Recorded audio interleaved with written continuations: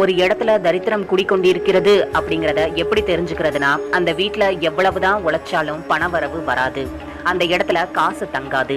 அந்த இடத்துல இருக்கிறவங்க உடலாலையும் மனசுக்குள்ளயும் ஏதாச்சும் ஒரு பிரச்சனை இருந்துகிட்டே இருக்கும். அப்படி இல்லைன்னா திடீர்னு எதிர்பாராத அளவுக்கு பெரிய துன்பங்கள் எல்லாம் அவங்களோட வாழ்க்கையில சந்திக்க வேண்டிய நிலை வந்திருக்கும். உங்க வீட்டுல எல்லாருக்கும் ஒரு பெரிய சோம்பேறித்தனம் கூடிக்கொண்டிருக்குன்னே சொல்லலாம். எப்ப பார்த்தாலும் தூக்கம் வந்துட்டே இருக்கும். இது எல்லாத்துக்கும் மேல சண்டை சச்சரவு எப்பவுமே இருந்துகிட்டே இருக்கும். ஒரு நிம்மதி இல்லாத ஒரு வாழ்க்கை, இது எல்லாமே நிறைந்திருக்க கூடியது. இதைத்தான் தரித்திரம் அப்படின்னு சொல்றோம். முன்னோர்களுடைய சாபம் தரித்திரமாக நிலைத்திருக்க செய்யும் அப்படின்னு சொல்லியிருக்காங்க.